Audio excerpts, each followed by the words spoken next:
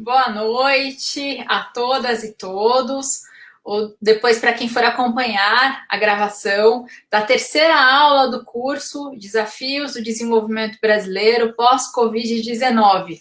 Eu sou a professora Fernanda Cardoso, volto aqui no terceiro dia de curso, né? Depois eu vou dar uma folguinha para vocês, outros professores virão fazer a mediação da palestra. E hoje eu tenho a grande alegria de receber o professor Giorgio Romano, que apesar de estar afastado para seu pós-doutorado, topou participar, né, do curso conosco. O professor Giorgio Romano é mestre em Relações Internacionais pela Universidade de Amsterdã. Ele tem doutorado em Sociologia pela Universidade de São Paulo. Ele é professor da UFABC desde 2010. Ele está vinculado aos cursos de bacharelado de Relações Internacionais e Ciências Econômicas, e também aos programas de pós-graduação de Economia Política Mundial e também de Relações Internacionais. O professor Jorge Romano tem como as suas principais áreas de pesquisa Economia Política Internacional, Geopolítica da Energia, China, Economia Brasileira Contemporânea e Política Externa Brasileira. E o tema da aula de hoje, que é justamente falar sobre as transformações da política internacional e, a partir dessa análise, né, desdobrar as perspectivas para o desenvolvimento brasileiro pós-Covid, nós não teríamos pessoa mais indicada para fazer essa discussão do que o professor Jorge Romano, a quem novamente agradeço essa parceria. O professor Jorge Romano também é pesquisador do NIDES, do Núcleo de Estudos Estratégicos em Democracia, Desenvolvimento e Sustentabilidade, que, junto com a Escola do Parlamento, organiza esse curso de extensão universitária. Então, vou passar a palavra para o professor Jorge Romano. Ele terá o tempo que achar necessário para fazer a sua exposição, e após a exposição do professor Jorge, nós então vamos coletar, né, os comentários e perguntas do público que nos assiste. Professor Jorge, muito obrigada, a palavra é toda sua. Bom, obrigado, professora Fernanda Cardoso, colega.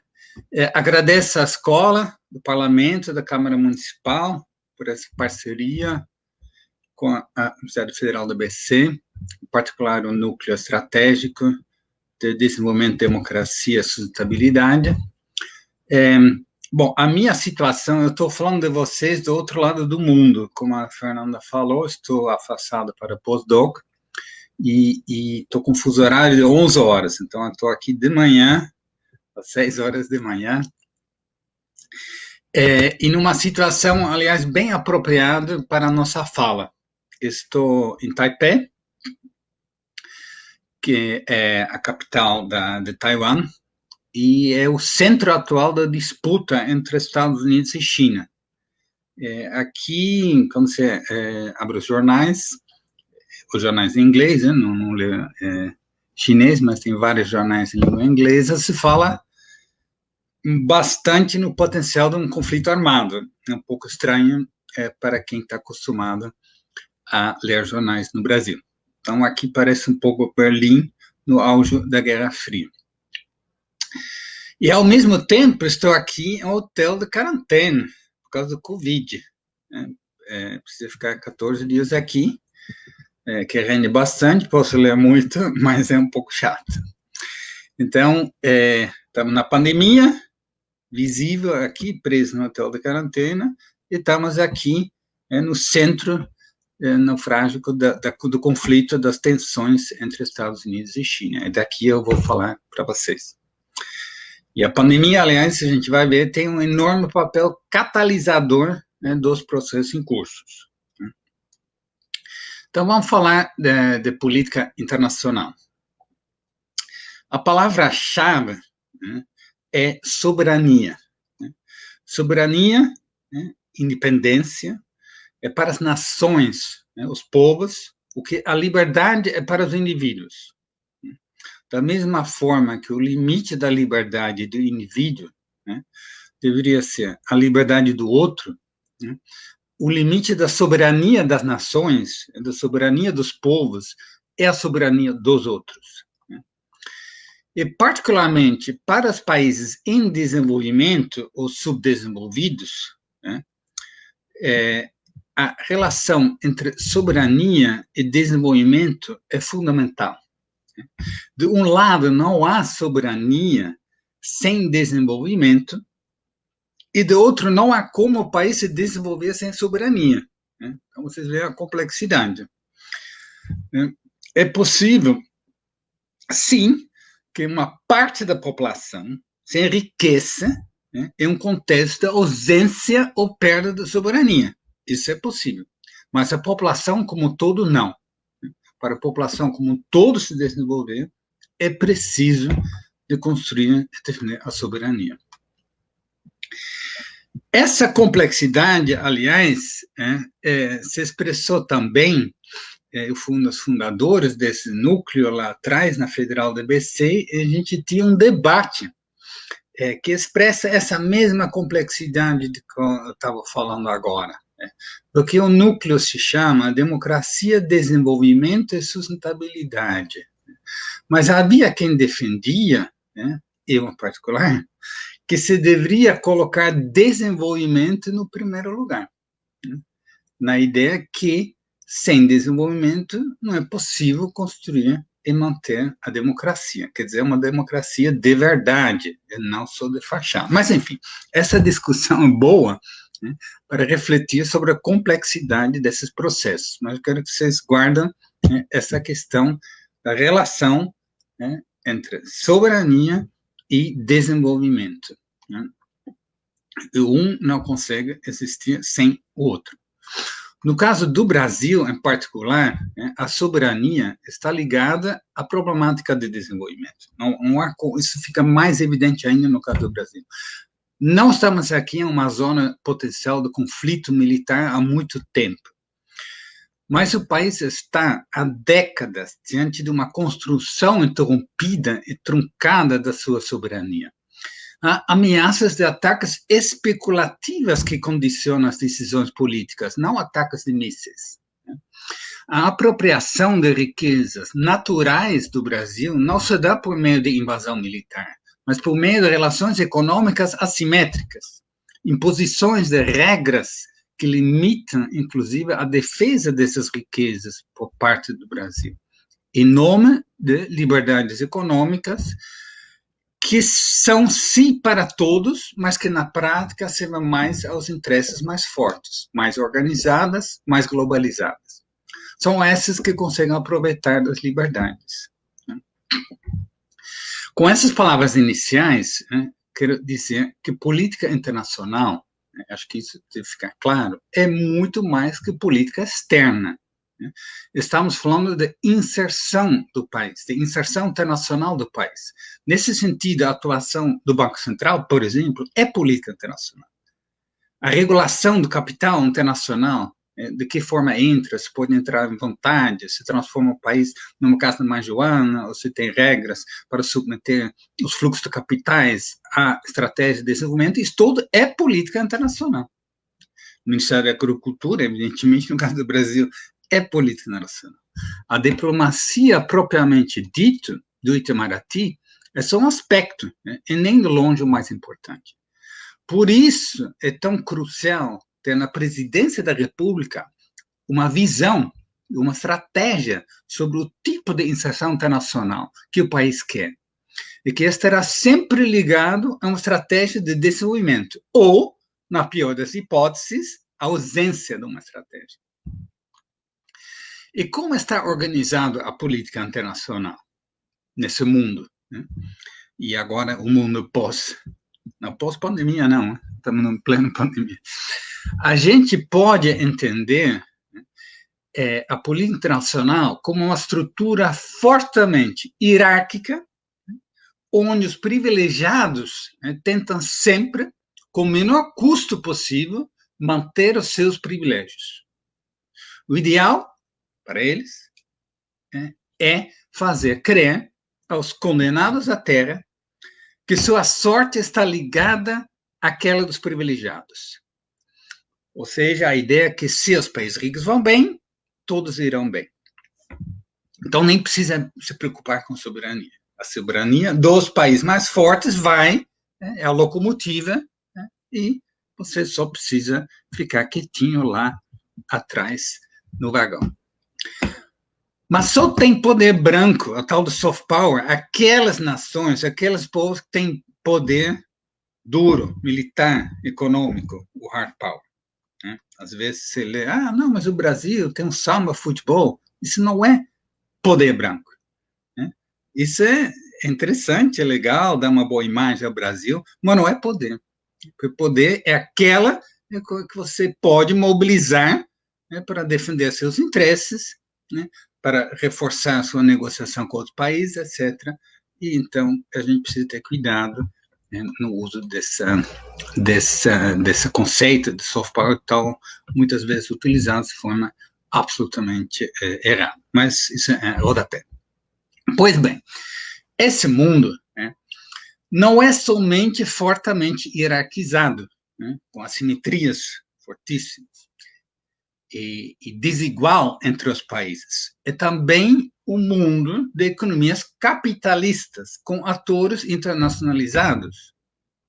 Isso é um aspecto importante. No topo, as empresas multinacionais, muito tão grandes, que têm faturamento maior, né, que o PIB, né, da maioria dos países do mundo. Depois temos os fundos de investimento, especulativos ou não, né, de todo tipo, que criaram sua própria soberania, né, a qual tendo múltiplos endereços, múltiplos passaportes. Esses são os verdadeiros globalizados. E um desses passaportes que esse capital financeiro tem, né, e o capital produtivo internacional também, tem vários passaportes, vários endereços. Né? Então, sempre tentaram criar sua própria soberania. Né? Mas um desses passaportes sempre será do país de origem, ao qual recorre quando a casa pega fogo.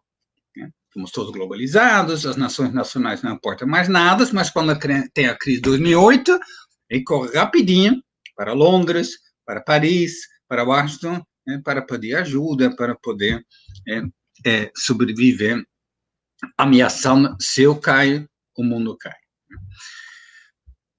E outro passaporte, né, sempre será de um paraíso fiscal. Esses paraísos fiscais são a expressão máxima de uma acumulação que não tem mais nenhuma relação com o desenvolvimento humano. Processo de enriquecimento absolutamente deslocado de qualquer projeto ou tentativa de desenvolvimento humano. Serve somente para enriquecimento pessoal. Os famosos multibilionários, com heranças não tributadas superiores às reservas da grande maioria dos países. Uma pessoa com uma renda acumulada que ele vai deixar, quando ele morrer, superior às reservas da grande maioria dos países. So, uma parte pequena das raízes estocadas nesses paraísos fiscais vem de corrupção. Isso é uma ideia que as pessoas têm, ou do narcotráfico. A grande maioria é simplesmente evasão fiscal. O dinheiro que deveria ir para financiar projetos de desenvolvimento, né, que é organizado pelo Estado Nacional. Né. Temos, portanto, de entender a política internacional como um jogo que envolve Estados, né, e o capital internacionalizado, né, na forma de empresas multinacionais e o capital financeiro. O intelectual estadunidense Noam Chomsky falou, inclusive, nesse contexto, Senado virtual. E não estou falando do Senado eleito que se reúne no Zoom, tá? Nos dias de hoje. Ele falou isso lá atrás. Não, o Chomsky estava falando de um Senado não eleito, mas que vota mesmo assim as propostas do governo. Se uma proposta não lhe agrada, como que eles votam? Pois é, transferindo capitais para fora do país, desestabilizando o câmbio, desestabilizando a conta corrente, a tal fuga de capitais. Maior soberania, maior capacidade que um país tem em lidar com esses movimentos, negociar, impor regras de convivência, colocar os capitais a serviço de um projeto de desenvolvimento humano. Né? E esses fluxos se dão majoritariamente, né, em uma moeda verdinha, o dólar. Ou seja, o país mais soberano do mundo, por definição, são os Estados Unidos. Porque as suas dívidas e compromissos são na sua própria moeda. Portanto, os Estados Unidos expressam sua soberania não somente por meio do Pentágono, sua força militar, de longe a maior do mundo, né, mas também por meio do seu Banco Central, o Fed, o Federal Reserve. Essa hierarquia e as assimetrias, a lógica do seu funcionamento, as suas institucionalidades, né, que garante sua reprodução, ainda reflete a organização política formatada no pós-Segunda Guerra Mundial pelos Estados Unidos, que saíram da guerra, né, consolidando-se como a força hegemônica do mundo capitalista, cuja lógica iria englobar depois, algumas décadas depois, com a queda da União Soviética, a totalidade do planeta. A queda da União Soviética, a adoção da lógica capitalista pelo Partido Comunista Chinês. Pois bem, agora, quais são os elementos de princípios que vão transformar, remoldar essa ordem? Ou melhor, que estão transformando, que estão desequilibrando, né, essa lógica, né, que bem ou mal, né, entre uma crise e outra, funcionava nas últimas décadas. Então, rapidamente vou mencionar e depois vou aprofundar, que eu acho nessa aula mais apropriada, alguns aspectos serão abordados em outras aulas. Primeiro, o enfraquecimento do modelo hegemônico estadunidense. Veja bem, eu falei enfraquecimento do modelo hegemônico, eu não falei enfraquecimento da hegemonia dos Estados Unidos. Porque é evidente que com o Pentágono e o Fed, né, os Estados Unidos ainda são a força hegemônica, mas a forma de garantir sua reprodução, a reprodução da hegemonia, evitar que surjam, né, surjam forças, né, nessa política internacional que pode colocar em risco, né, a permanência, a reprodução da sua hegemonia, esse modelo, né, está em crise. E se os Estados Unidos não conseguem superar isso, né, aí sim, né, aí vai se consolidando a perda da hegemonia. Portanto, o que a gente está vendo, né, é que os Estados Unidos estão fazendo um grande debate, um esforço danado, né, buscar outra forma, outro modelo para garantir sua hegemonia. Segundo, uma nova política de projeção internacional da China na era do presidente Xi Jinping, né, afastando-se da política de inserção internacional de baixo perfil, né, que era a marca, né, do Deng Xiaoping. 3. Como consequência, né, dos dois aspectos relacionados assim, assiste-se a um acirramento da competição internacional. Porque há uma força nos Estados Unidos que estão, né, se mexendo, e a China também. E o mundo é um só. E isso, né, gera atritos. E onde eu estou aqui, olhando da janela, aqui em Taipei, tem aí esse calor desse conflito quase que visível, né, marcado por, né, esse acirramento da competição interestatal, marcada por reposicionamentos dos velhos e novas potências. Não são só os Estados Unidos e China, né, mas você tem também um reposicionamento dos demais atores principais, e isso junto com uma nova corrida armamentista, né? Os orçamentos militares, né, aumentaram muito, né, nos Estados Unidos, na China, na Índia, nos países bálticos, por aí vai, né? Envolvendo não só, então, portanto, Estados Unidos e China, mas a Rússia, a Alemanha, Japão. E esse processo vem acompanhando o ressurgimento do nacionalismos e regionalismos. Quarto, as organizações internacionais em particular, a tríade Fundo Monetário, Banco Mundial, Organização Mundial do Comércio, essa institucionalidade que garantia a reprodução da hegemonia dos Estados Unidos, capitalismo estadunidense, tem cada vez menos capacidade, essa institucionalidade tem menos capacidade de estabelecer, difundir, garantir as regras do jogo, contestados por uns e esvaziados por outros. Então, eles não servem mais. Se eles não servem mais, então faz todo sentido, não é nenhuma loucura o Trump dizer, vou sair daí, vou fazer diferente. Foram criados para servir a eles, outro momento não serve mais. No lugar deles, avança a estratégia bilateral. Isso é visível nos Estados Unidos, é visível Reino Unido, Brexit, de um lado, e a criação de novos arranjos multi- e minilaterais que estão sendo testados, é o caso da China. E a Europa continental, eu falo Europa continental, sem a Inglaterra, sem o Reino Unido, a Europa continental parece que será a última, últimos do Moicano, a última a pular do barco, porque continua, ou continuou, na verdade, porque isso está mudando nesses últimos meses, apostando no multilateralismo, no velho multilateralismo. Quinto, o acirramento da concorrência internacional, esse acirramento da concorrência internacional vem acompanhando por um processo de busca de novas fronteiras da acumulação do capital, ou seja, a digitalização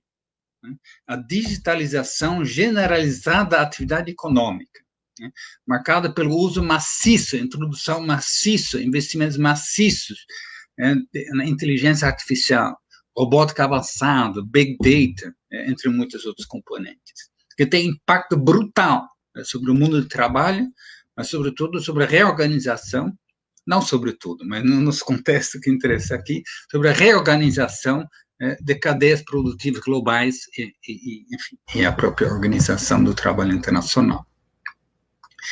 Nesse processo, a disputa oligopolista das empresas transnacionais se mistura, portanto, com a mencionada disputa interestatal. Então, você tem disputa entre China e Estados Unidos, e, de repente, aparece toda essa discussão sobre o Huawei. Mas o Huawei é uma empresa privada, mas tem a disputa, o Huawei, ByteDance, empresa chinesa privada, é dono do TikTok, que parece que, se você olha os vídeos de TikTok, você não vai entender qual é a grande ameaça para a soberania dos Estados Unidos que o TikTok pode representar. Pois bem, então estamos falando de concorrência entre grandes oligopólios, grandes empresas com grande capacidade em investir nessas novas tecnologias. Às vezes, eu costumava falar em quarta revolução industrial, indústria 4.0, mas eu percebo que no mundo lá fora é o termo que mais está se afirmando para a digitalização das economias, da produção, do serviço, da distribuição, a plataformização, enfim. Imagino até que vai ter outras aulas que vão especificamente falar disso, que é o grande desafio para o futuro. Mas aqui o interessa é que esse processo não se dá só no campo de uma disputa entre empresas, não. Aqui entende-se que essas tecnologias faz parte desse processo que eu falei, desenvolvimento, soberania, e, portanto, todos os países com uma visão estratégica entendem que o domínio dessas tecnologias garante sua soberania, garante seu desenvolvimento, garante sua posição no mundo, garante capacidade de se apropriar das mais-valias, e por isso precisa ter empresas, e defender empresas suas que vão conseguir ser os agentes dessa nova revolução tecnológica. 6. O quadro de incertezas aumenta diante do processo de envelhecimento da população em algumas regiões e a expansão brutal da população do mundo geral. É um elemento, não vou abordar, eu só vou colocar, porque vocês precisam ter isso claro. O mundo hoje tem 7,8 bilhões de pessoas. As quais 1,4, alguma coisa assim na China. Mas 7,8 bilhões no mundo. E estamos marchando, invariavelmente, para ter em torno de 10 bilhões de habitantes por volta de 2050.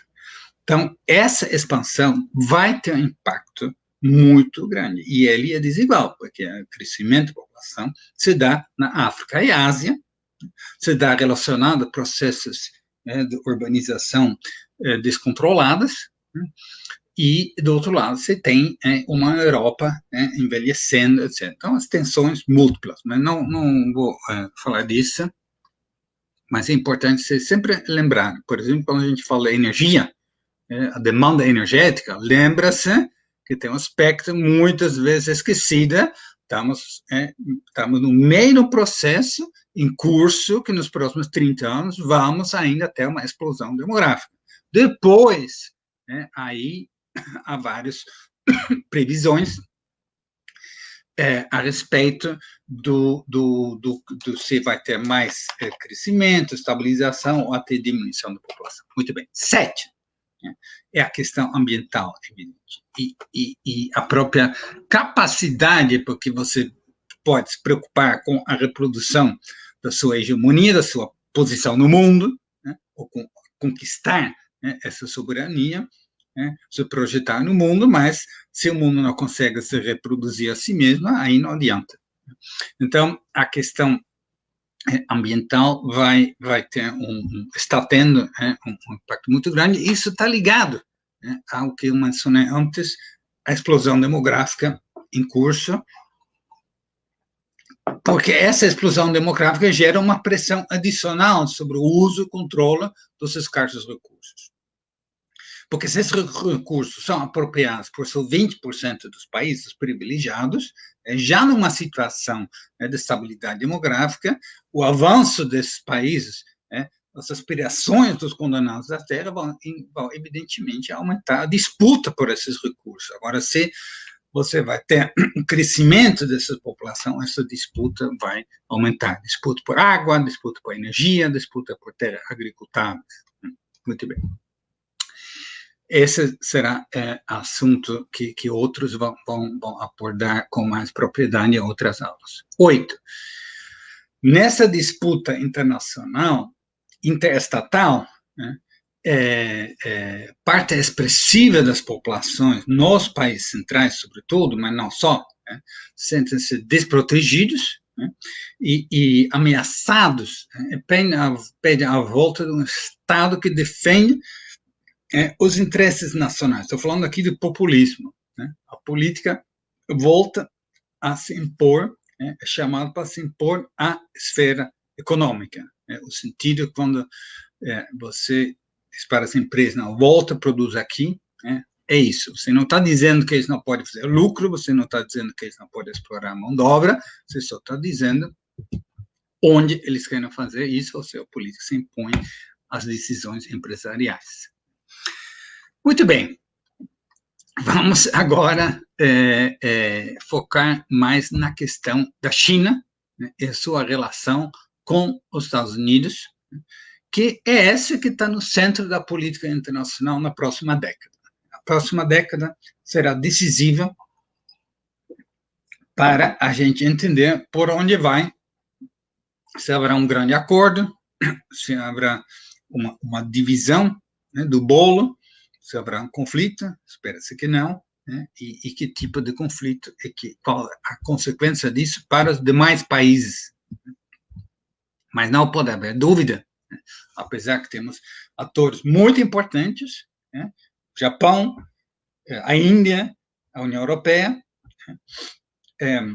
e se a América Latina voltasse a se unir, criar um polo sul-americano, em particular, também seria um ator de relevância, mas, de qualquer forma, o que está no centro é essa relação entre China e Estados Unidos.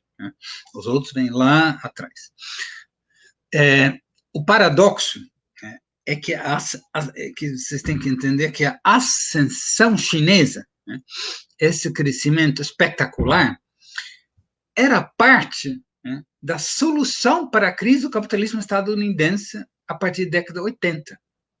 A possibilidade, né, das empresas americanas, né, estender sua fronteira da acumulação para a China, né, produzir lá de forma mais barata, né, comprar lá produtos mais baratos e depois oferecer no mercado americano, né, ao Walmart podendo oferecer produtos baratos, porque são diretamente importados da China, e, portanto, o capitalismo nos Estados Unidos não precisa se preocupar com o aumento real para o trabalhador. Sabe por quê?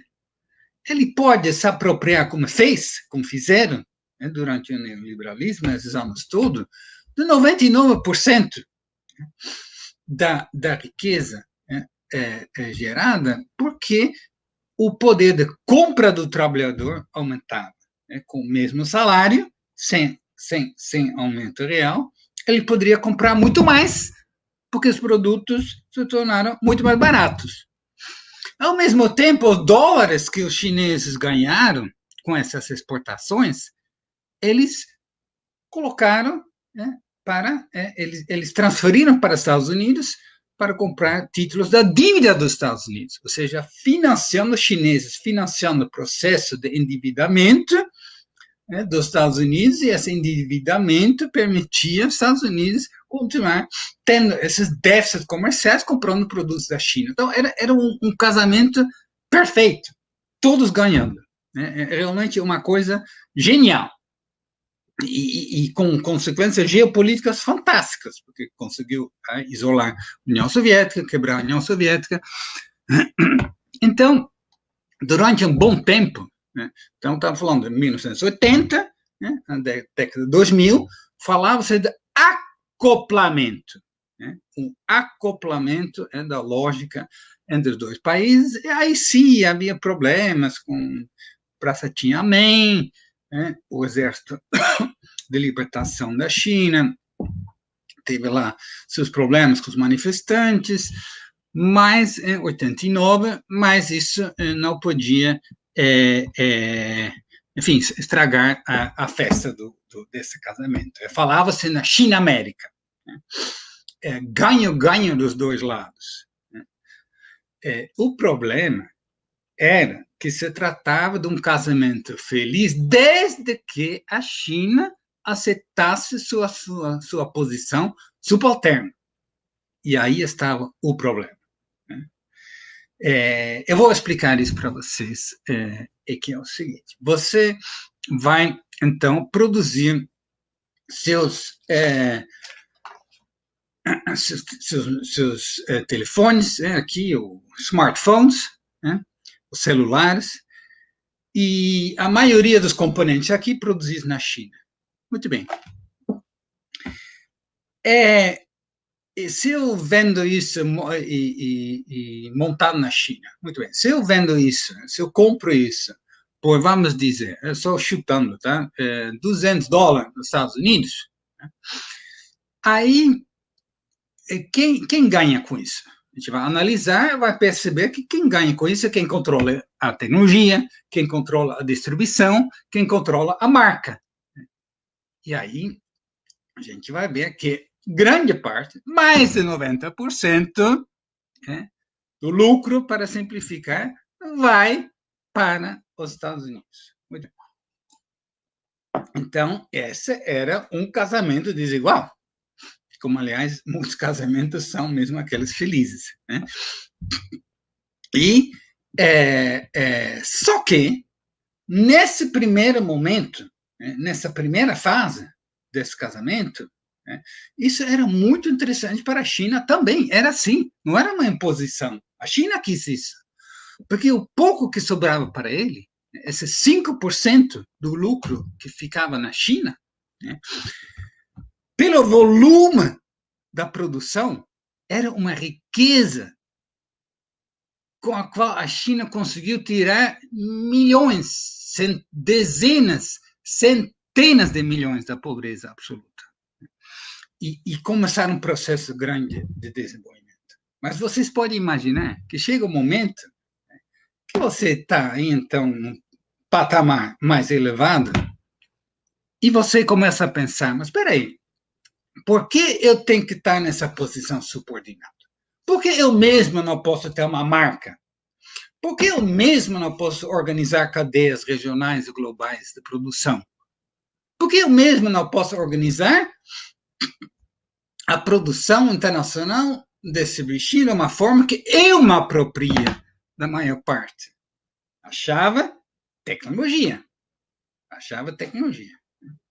Muito bem. Então, é isso que aconteceu. Né? E que os Estados Unidos não estavam entendendo, né? Que esse é um processo natural. A China não nasceu para ser eternamente estar seu processo de acumulação a serviço da hegemonia dos Estados Unidos. Né? Bom, então, o crescimento exponencial chinês a partir do século XX, a partir do início do século XX, mudou. O casamento começou a ter atritos. Né? E essa relação harmoniosa, né, se transformou, no primeiro momento, ainda numa rivalidade cooperativa. Harmonia, rivalidade, mas cooperativa ainda. Né?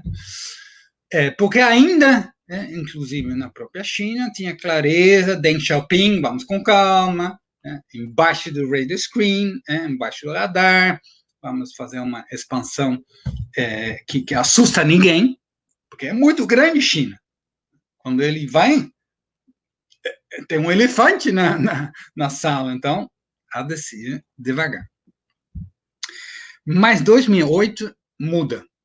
2008 é a crise financeira, símbolo, a quebra do banco de investimento em Nova York, Lehman Brothers, 15 de setembro de 2008, é um marco para a nossa discussão, um marco para a história da economia política internacional, porque aí se mostrou os limites desse modelo de hegemonia dos Estados Unidos, os limites desse modelo da organização da economia capitalista financiarizada. Mas ele também demonstrava a força relativa que a economia chinesa havia ganhado. Os chineses olharam no espelho e diziam, uau, eu sou grande mesmo, agora eu sou grande. Porque os Estados Unidos foram lá, quase de joelho, pedindo, China, por favor, nos ajude. China, por favor, não saia agora do dólar. Por favor, ajuda. E isso deu enorme autoconfiança à China, até demais. Então, uma China mais autônoma e assertiva poderia disputar o controle tecnológico. Esse é o ponto. Não é só entrar no G20, não é só ter a maior voz na Organização Mundial de Saúde, mas debaixo disso, desenvolver suas próprias marcas, controlar os mercados, organizar, centralizar cadeias regionais internacionais de produção, subir na hierarquia na divisão internacional do trabalho e se apropriar de uma parcela maior do valor adicionado. E aí, nesse momento, a rivalidade cooperativa se transforma numa rivalidade conflitiva, o que a gente está agora nesse momento. Então, recuperando o eixo da transformação pela qual o sistema internacional está passando, é a determinação dos Estados Unidos de reorganizar sua hegemonia, seu modelo hegemônico, manter seus privilégios, e, do outro lado, o surgimento da China, não mais somente como potência econômica, a fábrica do mundo, mas agora também com força e vontade para disputar a liderança tecnológica e, com isso, inclusive, consolidar-se como uma força militar. A rivalidade, essa rivalidade internacional, se misturando com a concorrência oligopolista, se torna evidente. Porque aí os governos, a China, os Estados Unidos, mas também os outros que têm aspirações de se afirmar com um projeto de desenvolvimento, são conscientes que sua posição na hierarquia do sistema internacional depende, em última instância, da sua base industrial tecnológica. Se o país quer entrar nessa disputa na política internacional, não é ter só, aliás, é de menos, bons diplomatas. Tem que ter uma base industrial tecnológica.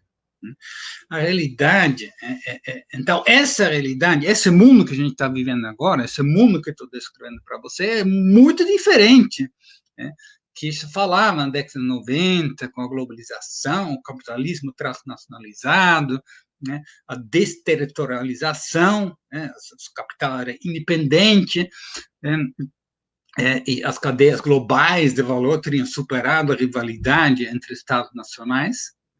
Não, os governos agora estão conscientes, né, que precisam controlar, né, e estimular essa base industrial tecnológica em seus países e, portanto, subordinar, né, esse capital a esses interesses. Isso gera, evidentemente, algumas fricções também entre, por exemplo, as próprias multinacionais americanas e a visão estratégica do Estado americano.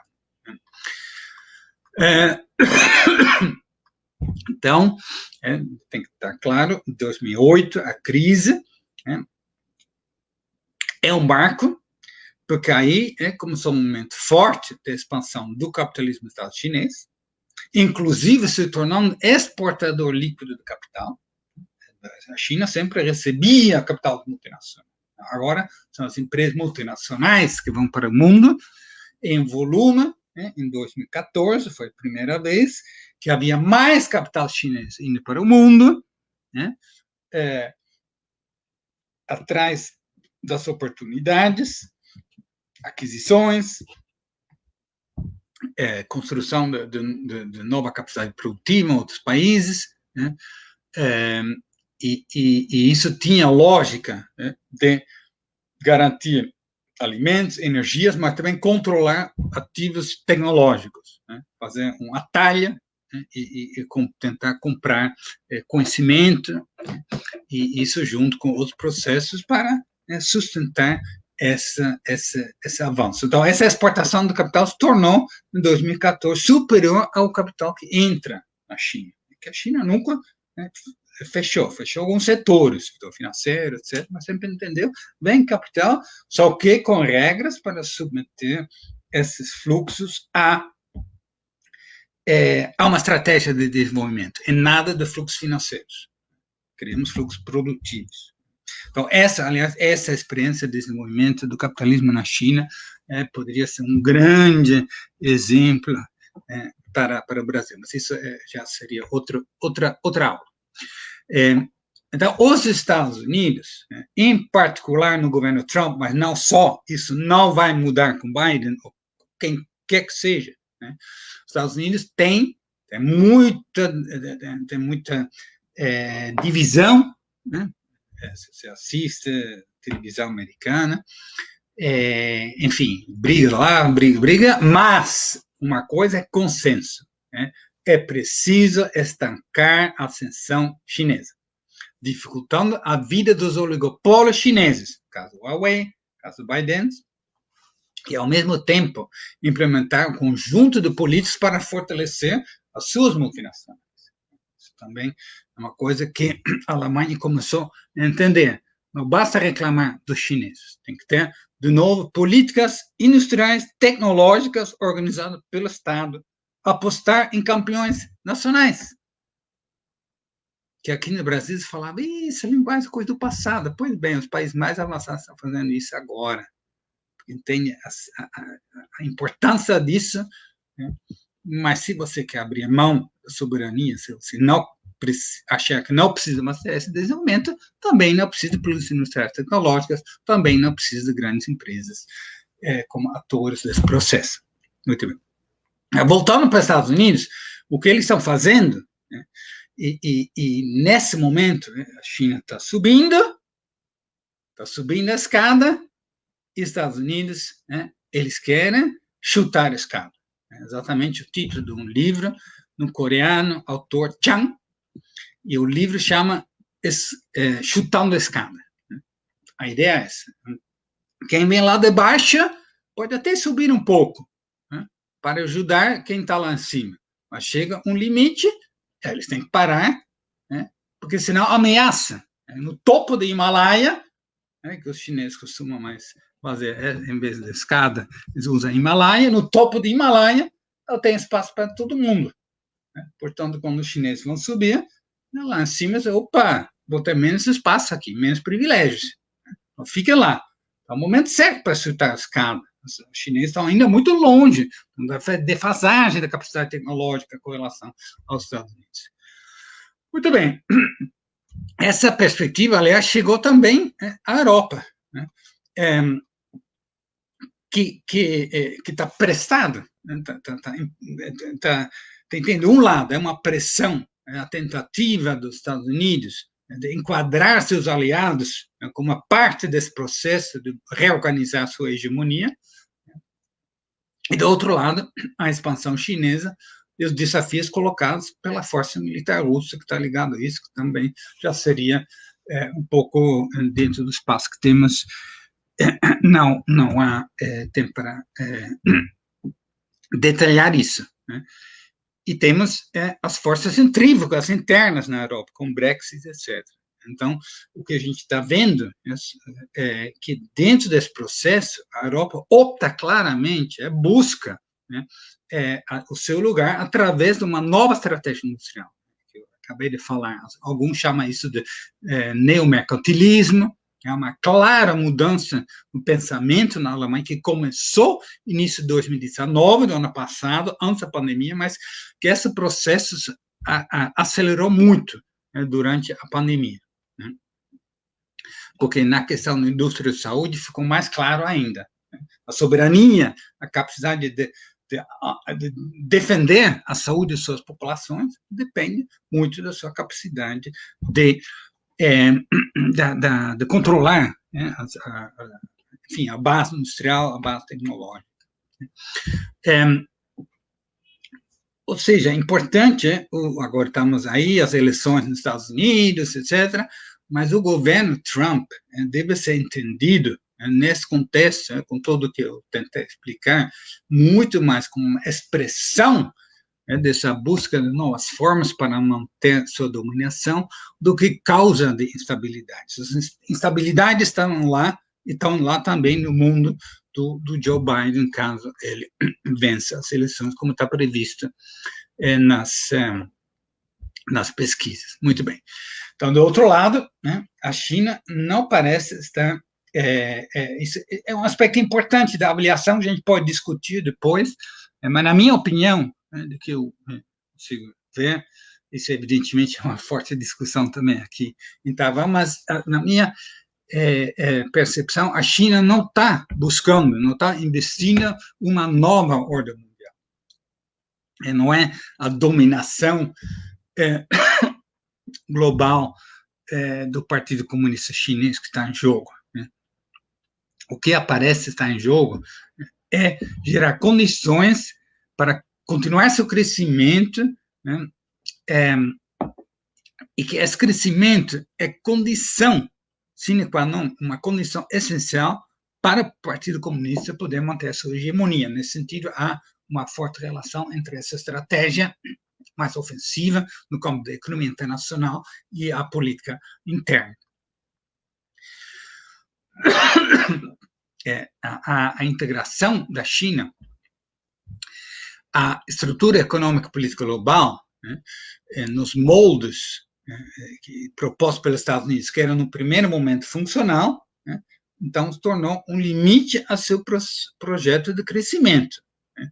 E, portanto, a China entende que, para continuar crescendo, né, essa estrutura econômica e política global precisa ser alterada para dar espaço ao seu desenvolvimento. E, na verdade, nisso, né, a China tem lá parceiros, essa base dos BRICS, né, também os demais países que têm ou poderiam ter aspirações para se desenvolver, entendem que as estruturas eram exatamente para não poder subir na escada ou escalar Himalaia.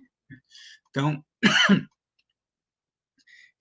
a lógica a partir da China, na minha opinião, portanto, o conflito deve ser explicado muito mais pela necessidade da China de abrir espaço para seu desenvolvimento nacional e não de uma aspiração de pegar o lugar dos Estados Unidos, de ser quem organiza o mundo e quem manda nos países afora. Bom, mas isso podemos discutir. Portanto, é uma dinâmica complexa. E ele é mais complexa ainda, porque a gente explicou que ao longo de mais de 2 décadas havia o acoplamento. E agora tem rivalidade. Mas esse acoplamento, o crescimento do capitalismo chinês, ele se deu por meio de capitais ocidentais, capitais estadunidenses. Então, e essa profunda integração econômica, essa profunda integração entre os capitais dos Estados Unidos e da China, ele está aí. O comércio bilateral entre os dois países é mais de 500 bilhões de dólares por ano. A China ainda, falei para vocês, que ele ganha dinheiro e com a exportação dos Estados Unidos é ainda menos dólares que ele ganha para os Estados Unidos, comprando títulos da dívida dos Estados Unidos, mantendo a capacidade de endividamento do país mais rico do mundo. Pois bem, então, ainda tem essas reservas, são mais de $1 trilhão da China nos Estados Unidos. Não convém para a China retirar esses dólares de um dia para outro. Então, empresas americanas importantes dependem da fabricação e da venda de seus produtos na China. Por exemplo, Apple, produção que eu falei lá, o Apple está baseado numa cadeia, está ainda baseado numa cadeia de fornecimentos localizados no sul da China. Há mais mesmo olhando outros setores, há mais lanchonetes de Kentucky Fried Chicken na China do que nos Estados Unidos. E, aliás, uma coisa muito interessante também, a venda, a receita da venda das empresas americanas instaladas na China, a venda dessas empresas instaladas na China para os chineses, ou seja, não para exportação para os Estados Unidos, mas produzindo na China, para vender na China, empresas americanas, o total disso é maior que a exportação dos Estados Unidos para a China. Então, isso já dá uma demonstração que quando se fala em decoupling, em decoplamento, isso está um pouco longe ainda dessa realidade, mas é um processo e pode ser em áreas específicas, particularmente para chutar a escada no desenvolvimento tecnológico. E ainda alguns tendem a enfatizar, que aí já não sei se eu concordo tanto, tendem a enfatizar que, junto com isso, houve ao longo das últimas 3 décadas também uma convergência social entre as elites chinesas, a vida comercial, as marcas ocidentais, os laços científicos e educacionais, os milhares e milhares de chineses que estudaram nas melhores universidades dos Estados Unidos, essas universidades privadas dos Estados Unidos, que dependem para a sua sobrevivência desses alunos chineses pagando as anuidades. A filha do Xi Jinping, por exemplo, estudou em Harvard. Muito bem. Então, aqui, com isso chega às conclusões, eu tenho, acho, mais 3 minutos, e nas conclusões eu só quero colocar como a pandemia, na verdade, ele vai acelerar esses processos em cursos que estou falando. Desculpa, eu só vou pegar uma aguinha. Que esqueci de tirar da geladeira aqui. Muito bem. Então, a pandemia, ele veio para agilizar, acelerar esse processo. Como? Primeiro, aumenta as tensões entre os Estados Unidos e a China. Esse é visível. Né? Vocês estão, ontem mesmo, notícia, todos os jornais do mundo, o Trump novamente, né, acusando a China, dizendo que vai fazer a China pagar, né, pelo vírus, culpando a China pela pandemia. Isso, evidentemente, aumenta e muito as tensões. Segundo, o avanço da digitalização, que eu tentei explicar para vocês o quanto isso está relacionado a essas questões da geopolítica.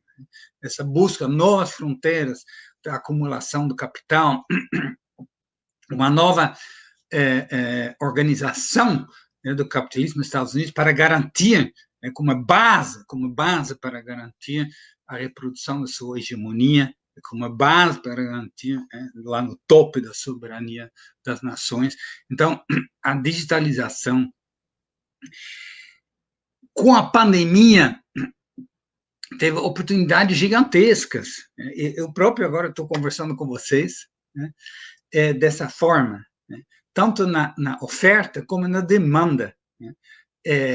O avanço de todo tipo, é quase como se fosse assim um grande ensaio. Né. Medicina à distância, home office, educação à distância, por aí vai. Né? Controla dos processos produtivos à distância, é gigantesco. A demanda, né? Surgiu uma demanda de baixo para cima do 5G, queremos 5G. Pois bem, o uso da inteligência artificial,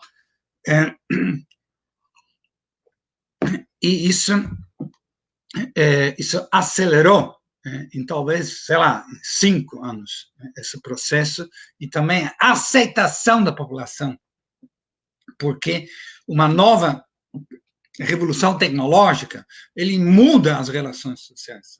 É claro que é um grande problema a ser resolvido ainda, né, que é qual contrato social, né, que vai existir nessa nova organização do capitalismo, né, porque vai causar a perda de centenas de milhares de postos de trabalho. Mas isso também é assunto deveria ser assunto de outra aula, mas se quiserem podemos falar um pouco disso. Terceiro, a pandemia, ele cria um processo relacionado ao que eu falei antes, né, porque os velhos setores, né, eles morrem mais rápido, né, a tal da destruição criadora. Né. O processo de concentração está em curso, concentração de capitais, aquisições, quebra de indústrias antigas, né, e dentro disso, o que a organização, essa nova organização, da economia precisa, isso está ligado à disputa interestatal, espero que consegui deixar isso mais claro, exige que os estados voltem. Nos países ricos, os estados entram com projetos bilionários, trilionários, né, de recuperação, mas não é recuperação, né, os fundos de recuperação trilionários, no Japão, na Europa, Estados Unidos, eles não são para remontar a economia como era antes da pandemia, não. Eles são para preparar essa nova fase do capitalismo. E então você tem uma reorganização da economia com maior influência dos Estados nacionais. E essa competição e essa rivalidade geopolítica. E quinto, acentua, a pandemia acentuou muito a desigualdade dentro dos países, mas isso, então, não é exatamente objeto dessa aula, mas entre os países, porque ficou mais uma vez evidente. A periferia corre o risco de ficar atrás, estrangulado mais uma vez por uma crise da dívida. Quando o mundo entrou com força na terceira revolução tecnológica, final da década de 70, países como o Brasil ficaram estrangulados pela crise da dívida, né, com a década perdida. Então, mais uma vez ficou demonstrado que a solvência dos estados soberanos é determinada pelo seu poder monetário, de forma brutal. A gente pode estar assistindo, né, que a liquidez, né, tem um caráter cíclico na periferia do capitalismo global, um caráter anticíclico no centro. O que significa isso? Que no norte, nos países ricos, a gente está vendo, como eu falei, pacotes trilionários, não bilionários, trilionários, como nunca antes visto na história do capitalismo mundial, para criar, não, recuperação, para criar, né, para preparar as economias para uma nova processo de acumulação do capital em torno dessa digitalização, né, e que é disputa entre empresas, oligopólios, grandes empresas, e é uma disputa entre esses países. Mas nos países do Sul, na periferia, não tem pacotes trilionários para preparar-nos para o futuro. O que tem é o teto do gasto, são os tetos do gasto, ajustes estruturais, que vão exatamente tirar dinheiro, por exemplo, da tecnologia, das universidades, e ao invés de despreparar o país para entrar nessa nova fase. Dos 189 países membros do FMI, 100 países já estão procurando a instituição para obter auxílio de liquidez de emergência, para poder pagar suas dívidas, para não ter que declarar calote.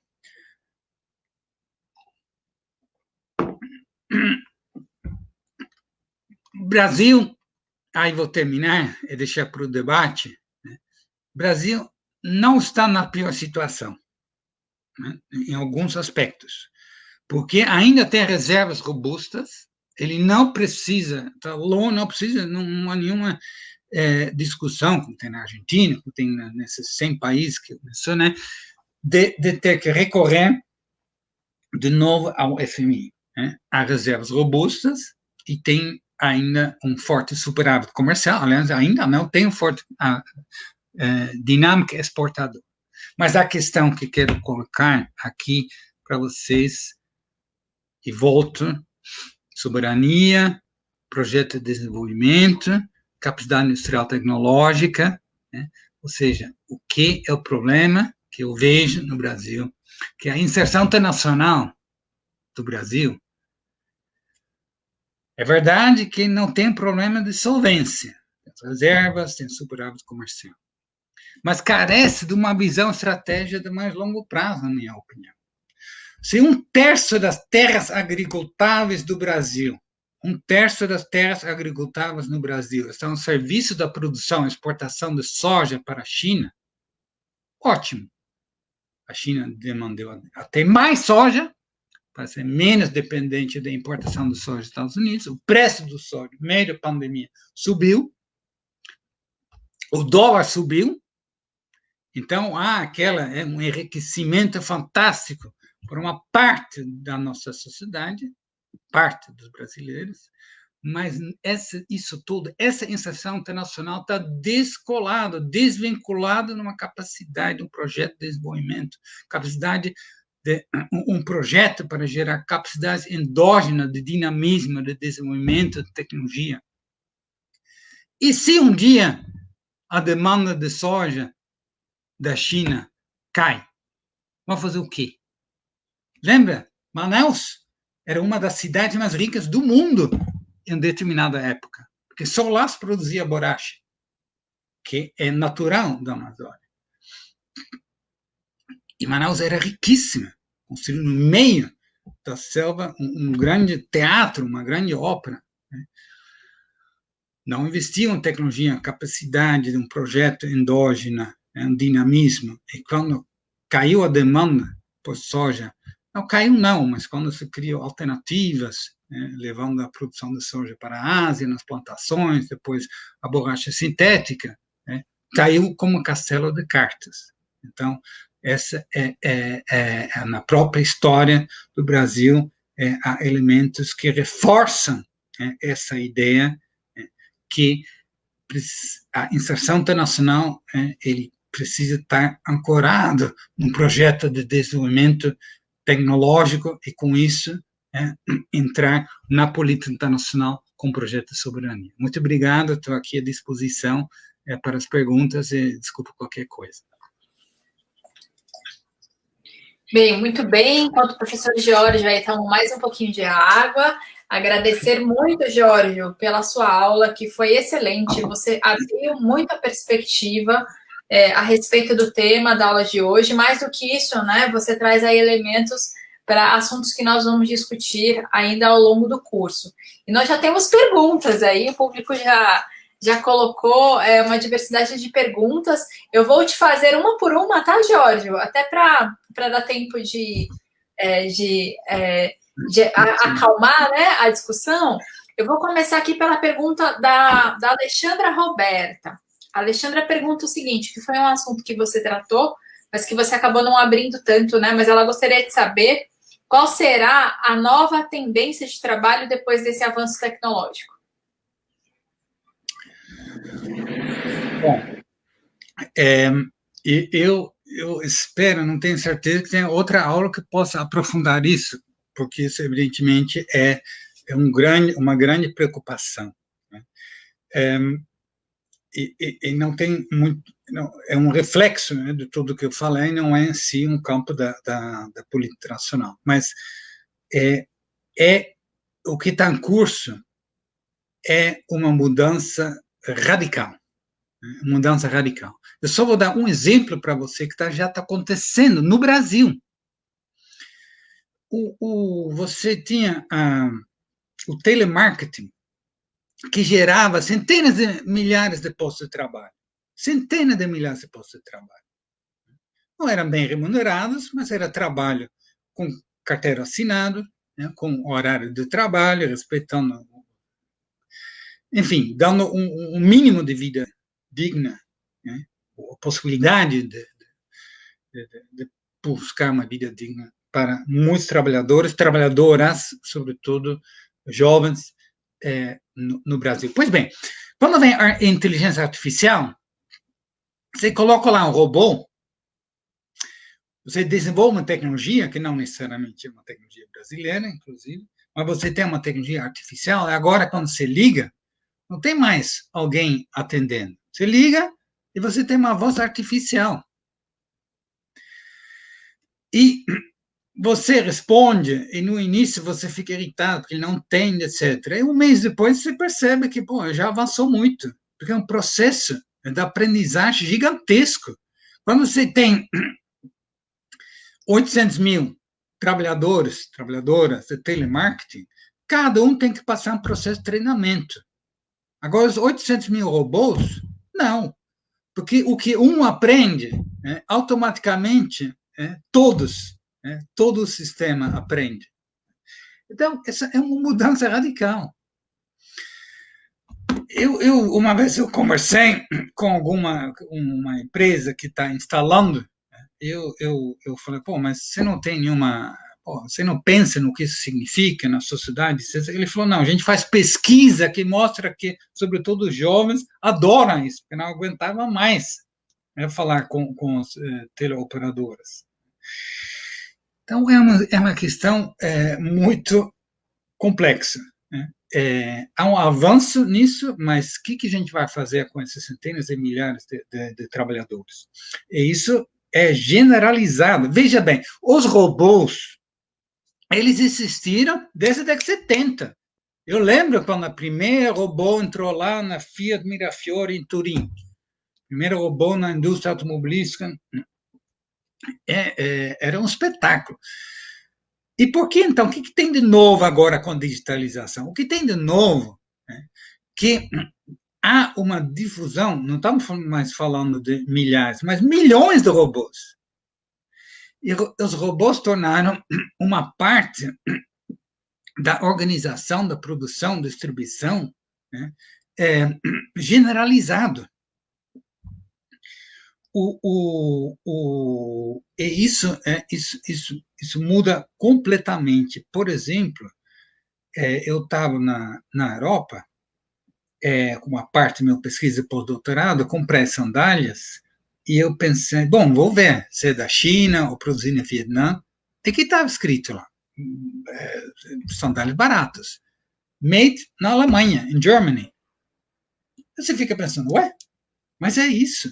Porque com a robotização, você consegue diminuir a tal ponto o custo de produção,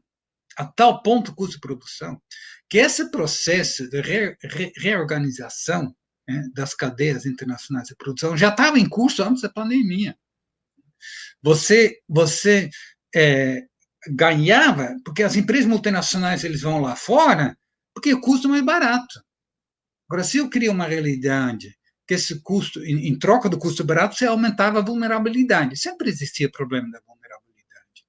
Agora, se você consegue, com essa tecnologia, diminuir radicalmente com os robôs, baixa muito o preço. Né? Bom, então, esses são alguns elementos, mas, veja, o impacto sobre o mundo do trabalho será enorme. Né? Mas o capitalismo, para entrar nessa nova fase, né, ele não é só um processo de acumulação, não processo de acumulação do capital, uma expansão. O capitalismo é crise, expansão, crise, expansão. Uma nova fase de expansão, ele precisa não só, ele é liderado por novas tecnologias, novas fronteiras da acumulação, mas ele precisa de um contrato social. O capitalismo não vive assim só no mundo das finanças. Tem gente, estamos em 7,6 bilhões de pessoas. Né? É um custo muito alto voltar a sistemas de escravidão. Não é isso, não existe isso. Portanto, você precisa do mínimo de contrato social. Tanto é que nessa fase de digitalização, etc., você percebe que nos países onde tem mais preocupação nisso, você tem os sindicatos são chamados, né, para pensar juntos, porque precisa criar um consenso social. Por exemplo, a Indústria 4.0, que é o nome do grande programa do governo, é parceria público-privada na Alemanha para sustentar essa digitalização. No programa Indústria 4.0, você tem espaço para os sindicatos pensar na requalificação, etc. O que o pessoal em Davos lá, os grandes capitalistas, estão discutindo nos últimos 3 anos? Né? Muito que eles estavam discutindo é renda básica. Se você olha o que estava se discutindo em Davos, era o que fazer com os trabalhadores inúteis. Eles falavam isso. Milhões e milhões de pessoas. Né? Que nem seria mais, nem poderia mais falar em reserva de mercado de trabalho. Eles são simplesmente não há e portanto você precisa criar um mínimo para não gerar condições para enormes crises sociais. Então aí que o Estado entrou. Esses programas trilionários, eles têm esse elemento também. A questão é saber o que acontece na periferia, onde, como eu falei, aí é chicote, é teto de gasto, são os ajustes estruturais, porque supostamente não tem como preparar os países para entrar nessa transformação de uma forma digna. E quem, evidentemente, vai pagar o pato são os trabalhadores. Como eu expliquei, o exemplo da soja, há nichos, o Brasil vai ter sempre, um país grande, rico, sempre partes da população que vão ganhar muito dinheiro com as exportações, como inserção internacional, desvinculado de um projeto de desenvolvimento. Mas as massas da população, então, é bastante preocupante, e precisa de muitas reflexões. Então, é isso que, enfim. Não, muito bom, Jorge. Essa sua resposta, ela abriu gancho para algumas perguntas que já apareceram também na sequência, mas eu queria fazer só um comentário a partir da sua observação, né?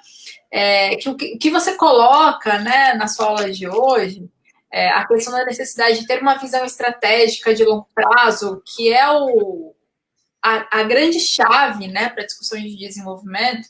Desenvolvimento, você precisa ter uma visão de longo prazo. O desenvolvimento não é algo que se constrói assim do dia para a noite, né? Você precisa preparar o terreno, o desenvolvimento acontecer e se sustentar, né? E aqui, pegando um pouco do que você estava ali colocando como exemplo, da transformação do trabalho, né, no telemarketing, que era um grande empregador, né, de mão de obra, ainda mais que se a gente pensar na condição, entre aspas, de desemprego disfarçado, mas era uma forma de empregar mão de obra, né?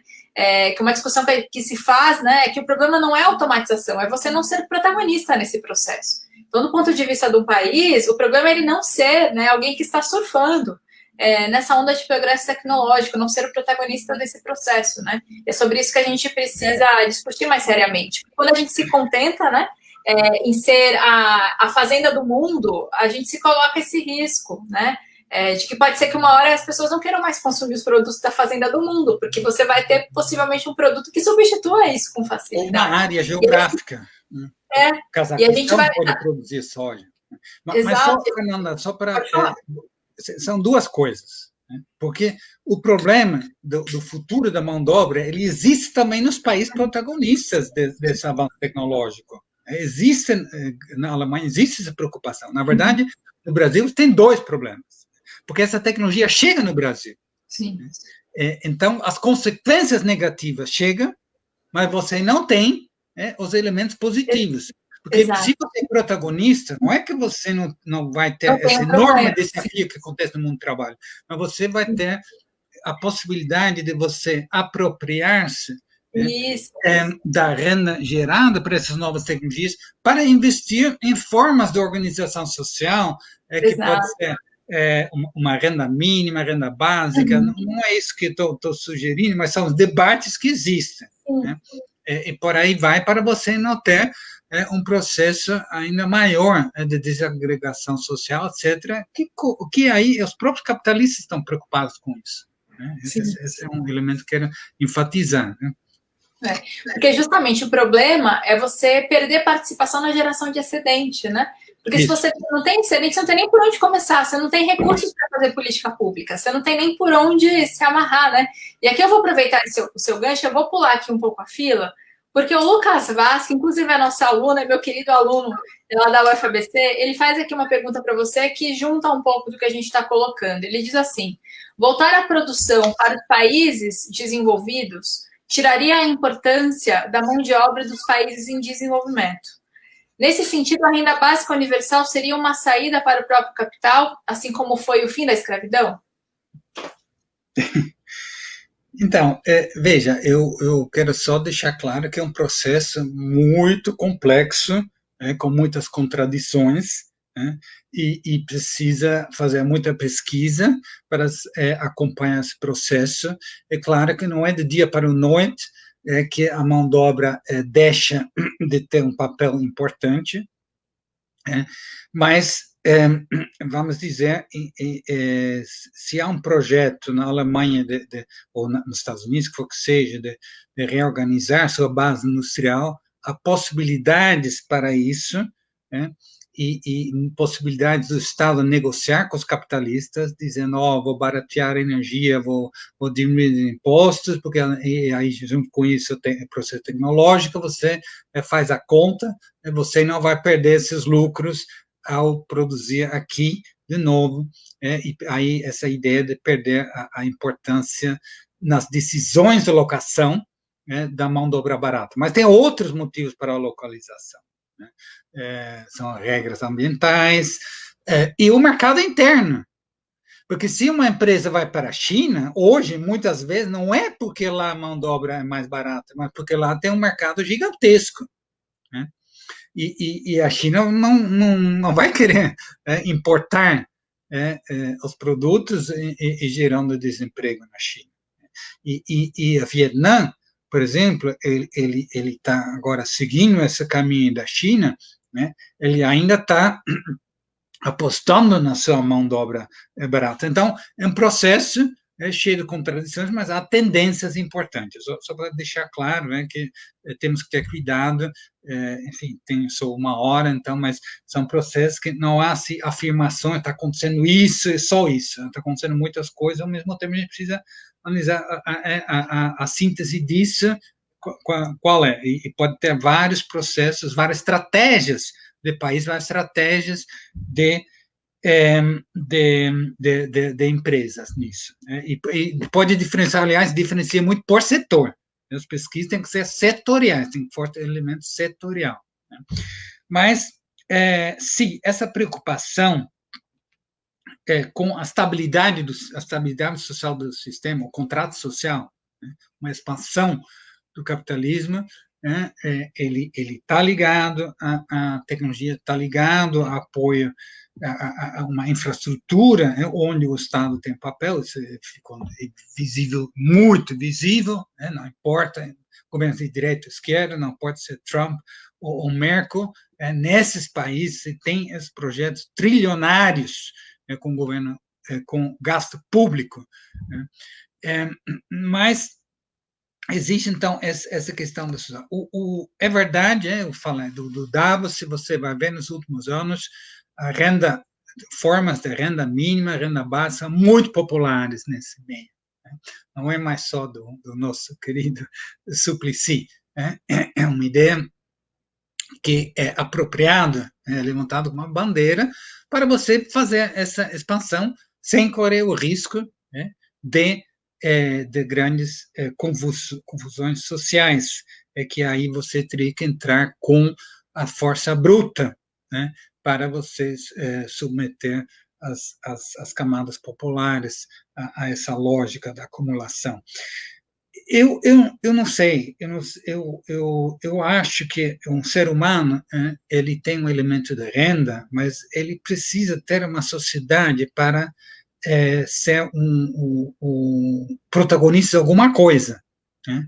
Não é ficar em casa recebendo dinheiro que isso vai realizar, não é uma perspectiva, é melhor do que nada.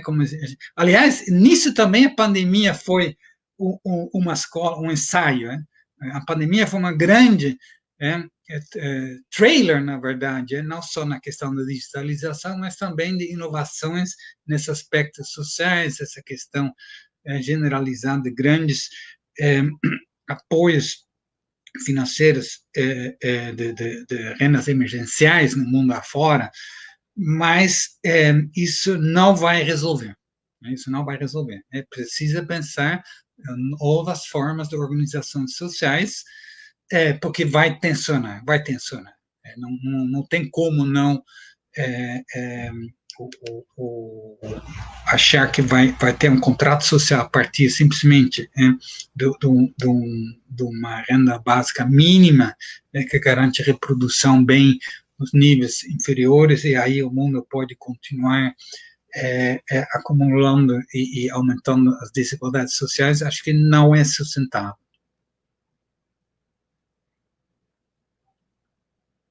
Eu vou aproveitar agora, Jorge, e vou juntar duas perguntas que se complementam, né? Uma pergunta da Ana Alessia e uma pergunta do Hugo Rodrigues. A Ana pergunta o seguinte: como fica o Brasil diante desse cenário tecnológico? E o Hugo avança nessa questão perguntando o seguinte: teria o Brasil caído na armadilha do crescimento baixo? Há ainda a possibilidade de, pelo menos, adotar a prática de emulação frente às tecnologias dos países desenvolvidos? Bom, feliz que o Hugo e a Ana estão preocupados com o futuro do Brasil, porque disso, as perguntas são chaves. Eu não, evidentemente, as respostas são construções coletivas. Né? O Brasil não é um país perdido, de jeito nenhum.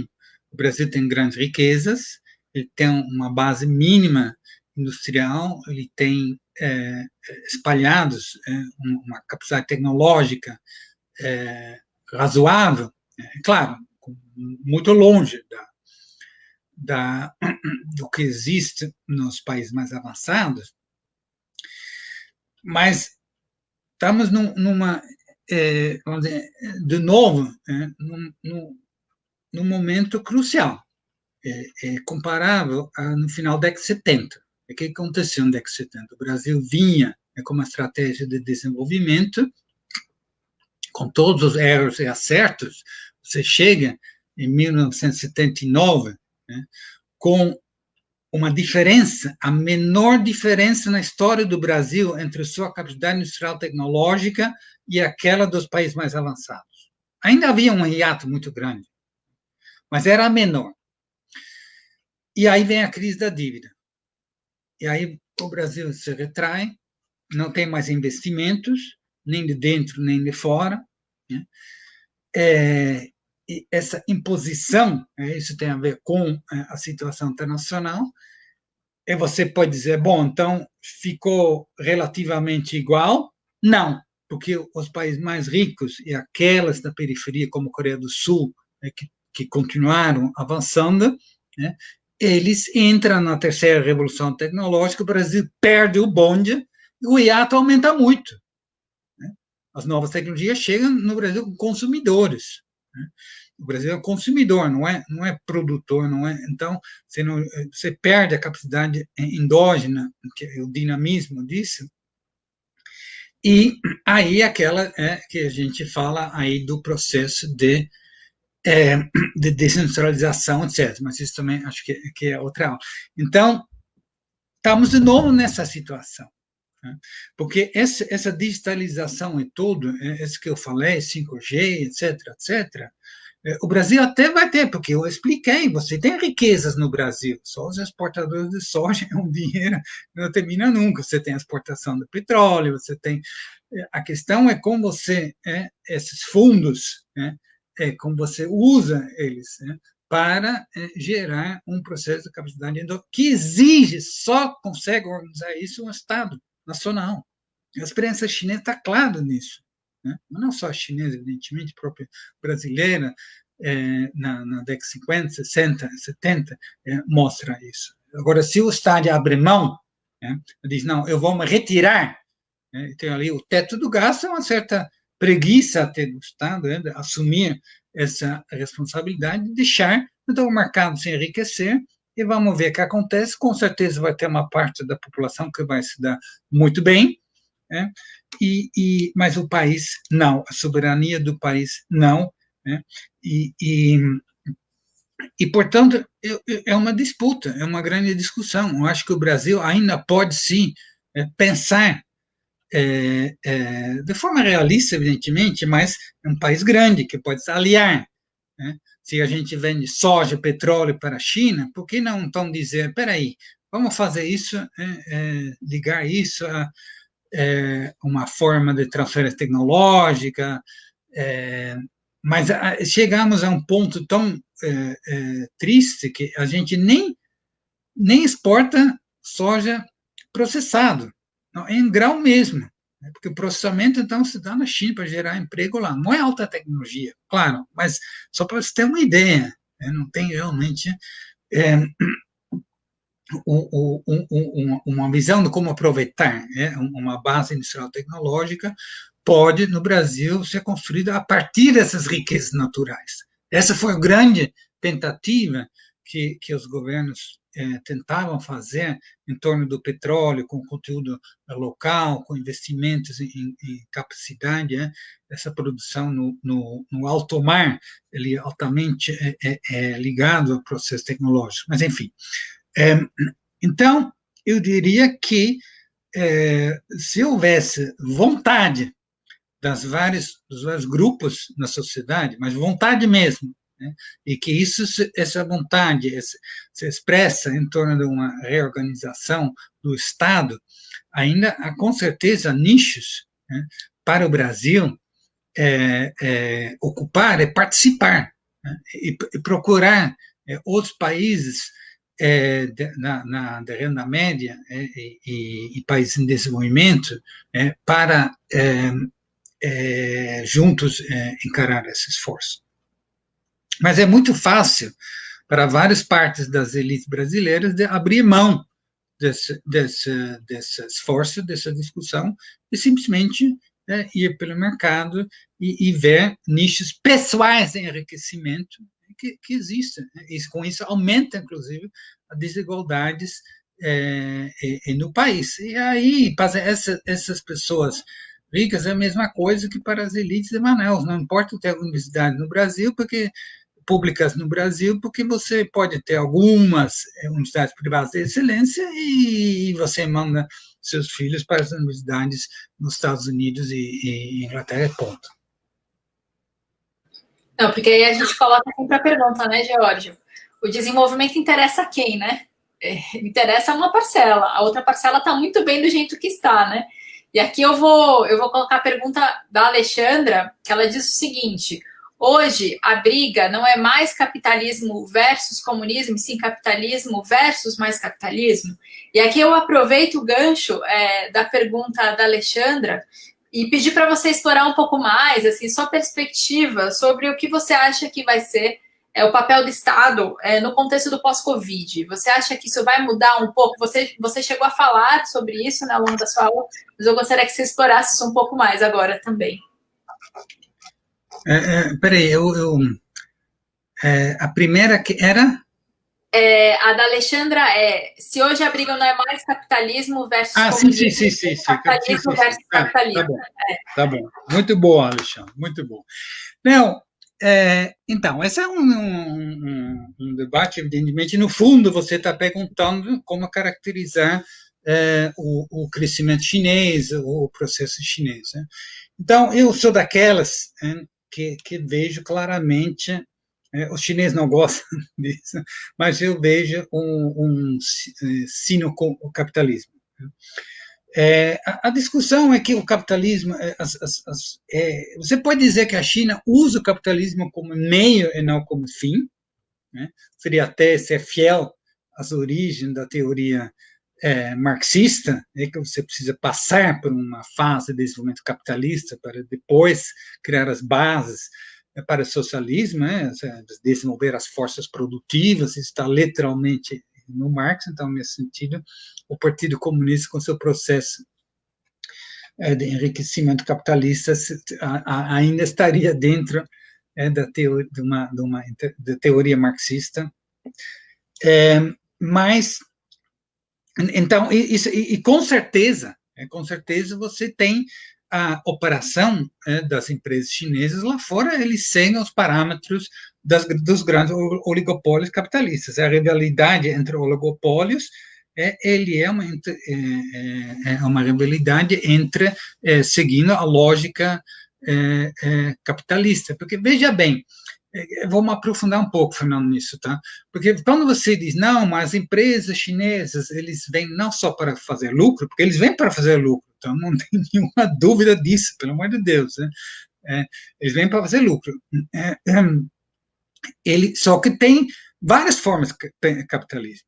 O próprio capitalismo alemão já era diferente. Você tem uma lógica de só pensar na Bolsa de Valores de amanhã, então o lucro tem que ser a curto prazo, ou você tem uma perspectiva.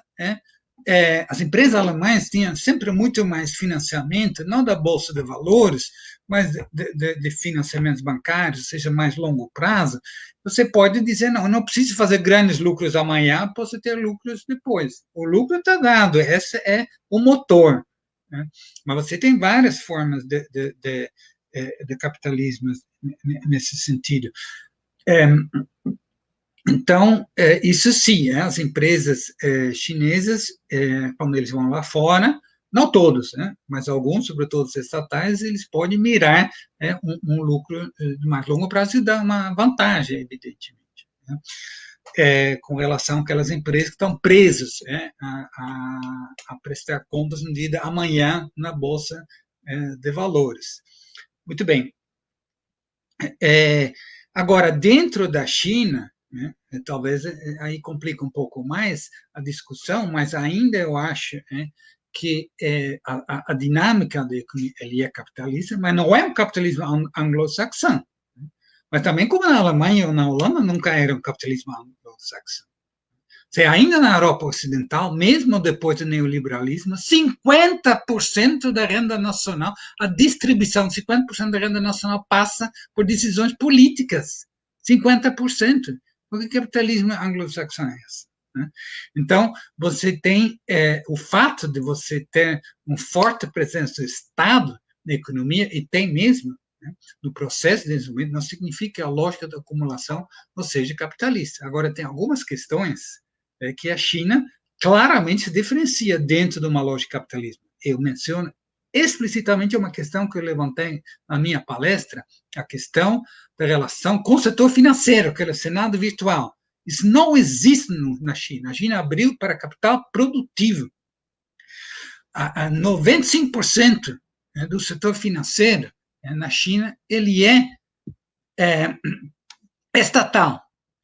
E 99% é nacional. Então, essa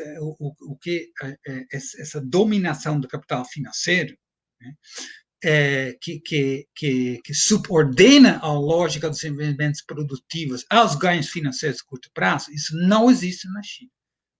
É um dos, talvez, o último capitalismo onde, né, as finanças estão subordinadas à lógica, né, produtiva, e que é aí que está a soberania da China.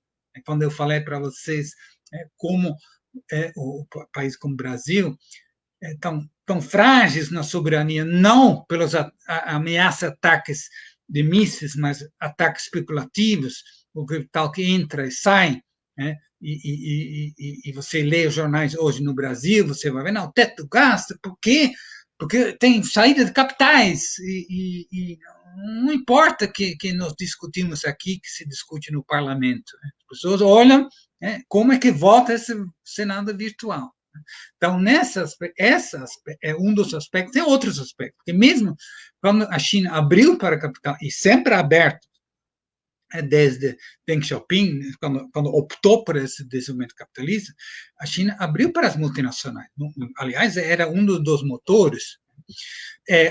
Mas isso não é a diferença com o Brasil, porque o Brasil também, né, sempre estava aberto às empresas multinacionais, desde JK, na década de 50, vindo a Volkswagen, etc, etc. Então, a diferença é que a China, se vocês podem ver, mas tem algumas regras.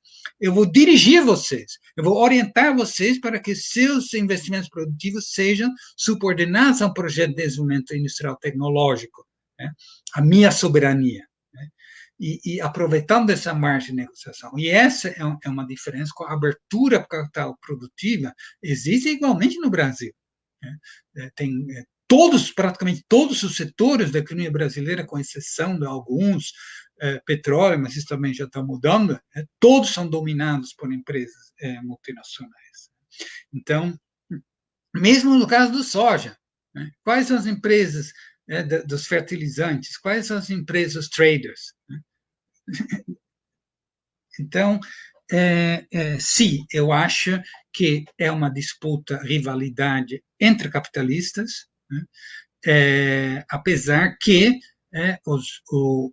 se você pergunta isso para um intelectual, um acadêmico, for que seja, né, do Partido Comunista Chinês, ele vai negar isso e vai colocar isso mais no sentido de que o capitalismo é um meio, né, e que há uma clara ideia que o desenvolvimento gera condições previstas para um capitalismo. A dúvida que eu tenho nesse respeito é que há na China, como optou por um processo de população capitalista, há um enorme processo de geração de desigualdades.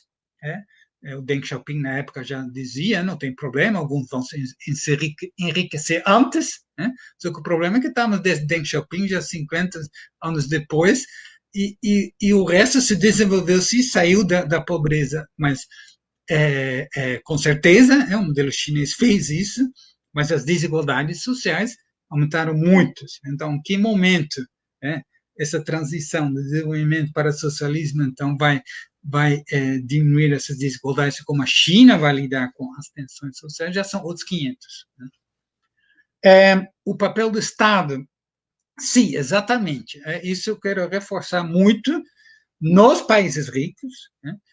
A pandemia criou a justificativa de uma demanda do capital. Quando você busca essas novas fronteiras de acumulação, essa digitalização da economia, é uma transformação importante da sociedade. Isso se dá no contexto da rivalidade com outros países, e aí o Estado volta com força. né? É impressionante, eu fico muito impressionado, os documentos, as falas das pessoas, particularmente na Europa, mas também nos Estados Unidos, a gente vai ver isso com Biden também, mas focando, você teve, assim, durante décadas um discurso liberal, não precisa, o Estado vai ser assim, você tem que criar condições para que as empresas globalizadas vão para seus países, etc. Estou falando agora dos países ricos, né? Particularmente da Europa. E você vê que o paradigma agora mudou radicalmente. O Estado é chamado para se endividar sem problemas. Impressionante isso. Desde o Tratado de Maastricht da União Europeia, se dizia não pode ter mais 60% da dívida pública em relação ao PIB. Agora, se diz tranquilamente, sem nenhuma vergonha na cara, não, mas na verdade não tem teoria econômica que justifica isso. Vamos pensar a longo prazo, gerar e pode ser 100%. Então, isso não são pessoas de esquerda, não são economistas de esquerda, não são partidos de esquerda, esse é o establishment, o que está dizendo o Financial Times, Economist, temos que mudar, o Estado tem que voltar para organizar isso, esses programas trilionários de ajuda, não é só da União Europeia, a Alemanha está com isso a nível nacional, e esse dinheiro vai para financiar essa transição da digitalização, aí também tem transição energética, mas enfim, isso seria outro assunto, tem a ver com soberania também, e isso significa apostar nas próprias empresas. Então, essa volta da ideia de campeões nacionais é muito forte, no caso da França e da Alemanha, um consenso que isso deveria ser campeões europeias, para poder disputar com a China e os Estados Unidos. Então, eu vejo aí sim, claramente, nessa fase, e isso não é nem tão surpreendente, mas nessa fase o Estado um papel muito importante e que é exatamente isso, a rivalidade interestatal junto à concorrência oligopolista em torno lá de quem controla as novas tecnologias e quem consegue, então, criar e fortalecer a sua base industrial tecnológica. E nisso, realmente, é muito triste. Aí eu tenho que me manifestar, é muito triste de ver que o Brasil vai exatamente na contramão. Tudo bem, não é um país desenvolvido, tem os constrangimentos, tem toda aquela discussão que a gente pode que a gente estava fazendo, mas tinha algumas empresas, a Petrobras, Embraer, Braskem, e alguns outros, que você poderia, a partir daí, apostar nesses processos e a lógica é de você, na verdade, você entrar nessa ideia que não, para os países da periferia não tem nada disso, aí vai ter ajustes estruturais, você pode até gastar dinheiro durante a pandemia, mas é emergencial, e essa dívida tem que rapidamente ser desmontado, e quem paga o pato são os trabalhadores, então não tem também não vai ter nenhum central para tecnologia, para criar capacidade endógena industrial tecnológica. E aí o hiato entre a periferia e o centro vai aumentar ainda mais. Enfim, então a gente perdeu a terceira revolução tecnológica, vamos perder a quarta, mais ou menos isso aqui. Certo? Bem, Jorge, a gente vai caminhando para o fim, mas eu ainda queria te deixar mais uma pergunta. Agora eu fiquei entusiasmado. Sim, já passa rápido, né? Já estamos há quase 1h45, né, de transmissão ao vivo. O assunto está muito bom, a conversa está muito boa, então passa rápido. Mas eu gostaria de deixar uma pergunta para você aqui, que é uma pergunta que, a princípio, né, vai parecer uma pergunta que vai nos levar para uma conclusão pessimista, mas pegando um pouco do gancho do que você disse há alguns minutos atrás, né, a partir da pergunta da Ana e do Hugo, na verdade a gente quer talvez deixar uma mensagem de otimismo aqui, né, de dar para a gente fazer diferente. E aí eu queria que você discutisse um pouco, né, tudo que você desenhou ao longo da aula de hoje nos fez refletir, né, Primeiro é pensar que nós vamos passar por um contexto de muita transformação, e que essa transformação ela está ganhando uma velocidade adicionada pelo próprio processo de pandemia. Então, isso foi. Muitas coisas aceleraram, né? Que demorariam, sei lá, 5, 6, 7 anos para acontecer. Agora vão acontecer, né? A rodo em um ano só. E aí, a primeira pergunta que eu faço para você, e mesmo para a segunda, né? Que margem você enxerga que tem o Brasil para recobrar uma trajetória virtuosa de crescimento e desenvolvimento nesse contexto pós-pandemia? Nesse sentido, a direção atual da política externa, especificamente do Brasil, ela ajuda ou ela atrapalha?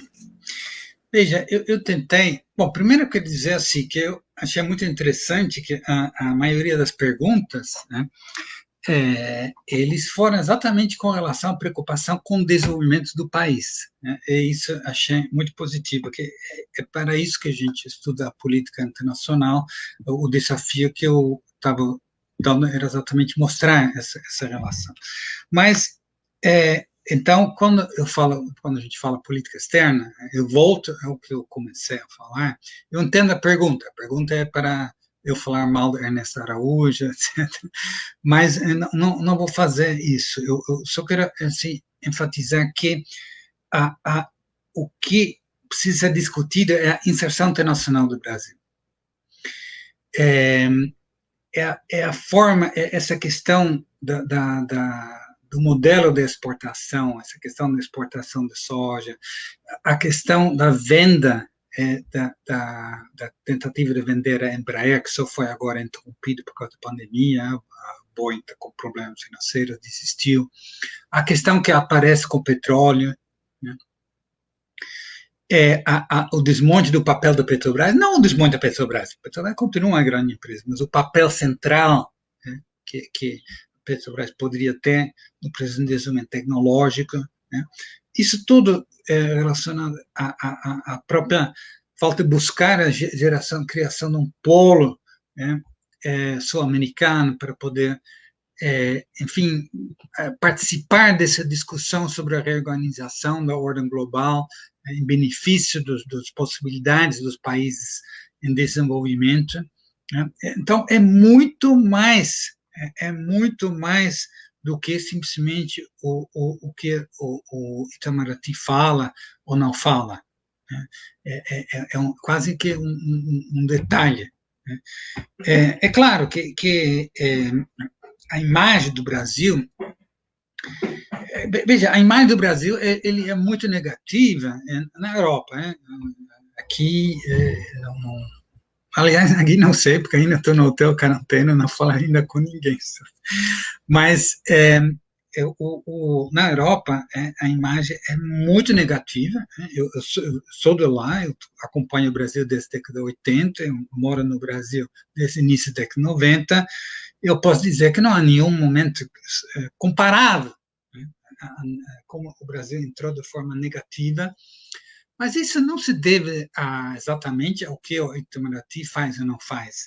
Isso se deve à forma, por exemplo, como o Brasil lida com a pandemia, né, lida com a questão ambiental, sobretudo, né? Isso tem a ver com a forma de interesses econômicas, né?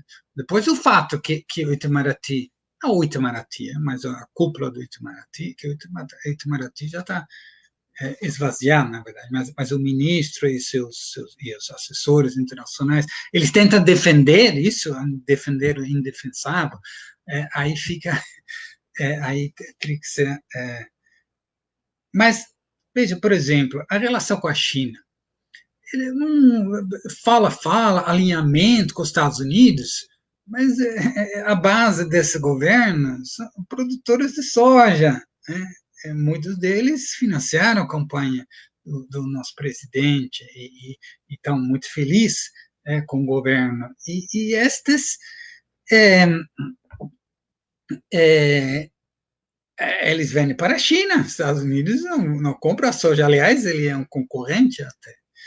Então, e os financiamentos, né, que podemos ter para infraestrutura para quê? Para garantir a exportação desses produtos primários, ele está disponível nos bancos chineses. Então, o Brasil, não, esse governo tem interesses fortes. Então, você vê lá uma política externa, portanto, continua participando ativamente dos BRICS para ter acesso a esse dinheiro, o Banco de Desenvolvimento do BRICS.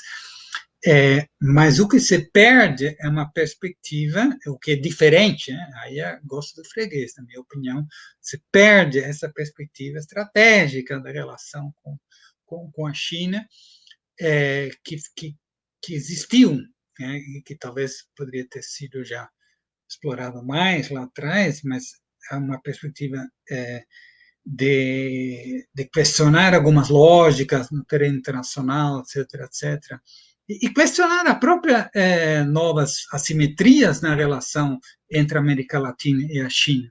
Também tem isso, não é sul-sul, né? E essa perspectiva se perde. Então, eu gostaria que a gente discutisse não só olhar ao que o ministro Ernesto Araújo fala ou não fala, né, que até são anedotas, a gente pode até, enfim, são quebras totais com qualquer coisa da diplomacia brasileira, mas o que a gente deveria olhar é a inserção internacional do Brasil, né? E isso envolve muito mais, né, do que a política externa propriamente dita. Perfeito, Jorge. Então, se você quiser dar suas palavras finais, antes de eu encerrar.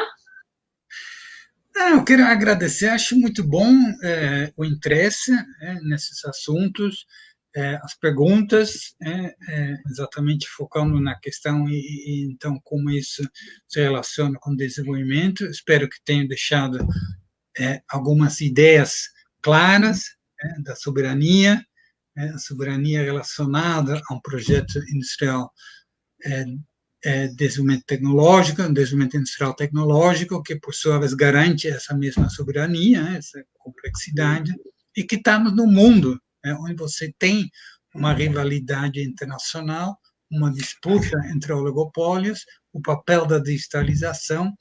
Então, e refletir um pouco onde o Brasil pode entrar ou não. Não para... não cabe pessimismo, porque a vida é muito curta, precisa aproveitar dessas análises para pensar como sair dessa, quais são os nichos, quais são as possibilidades. Então, agradeço, acho ótima a Universidade Federal, agora através do NITS, o Núcleo de Estudos de Estratégia de Democracia, Desenvolvimento e Sustentabilidade, saídas da universidade nesse aspecto, a digitalização ajuda, e vamos aproveitar dele, vamos nos apropriar dessas coisas para criar coisas positivas, estimulantes, e eu quero agradecer, então, em particular, a professora Fernanda Cardoso, que é uma pessoa central lá nesses esforços na Universidade Federal do ABC. Estou muito feliz de ter ela como colega. Obrigado. Bom, Jorge, mais uma vez, agradeço muito a sua participação, a sua disponibilidade, né? Você, na dificuldade do outro lado do mundo, tendo que acordar super cedo para que a gente pudesse fazer essa aula ao vivo. Então, agradecer muito você pela aula também e convidar a todas e todos para continuarem a nos acompanhar todas as quintas-feiras. Na próxima quinta, no Dia do Professor, dia 15 de outubro, nós teremos uma aula sobre financiarização e desenvolvimento com o professor Gabriel Rossini. A palestra será mediada pelo professor Ricardo Amorim, né? Então, o interessante desse curso é que notem, né, que todos os assuntos eles vão ajudando a gente a montar um grande quebra-cabeça, que é para ajudar na reflexão, né, desse que talvez seja o nosso principal problema, que é pensar uma estratégia de desenvolvimento soberana, popular, que de fato faça o Brasil ser um país que nos orgulhe, né, que nos faça feliz verdadeiramente a todos, né? Então, fica aqui os meus votos de boa noite para quem assiste, bom dia para o Giorgio, que está começando o seu dia.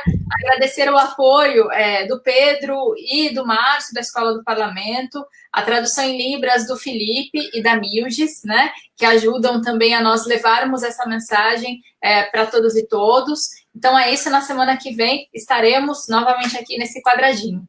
Até mais, gente, cuidem-se. Tchau, cuidem.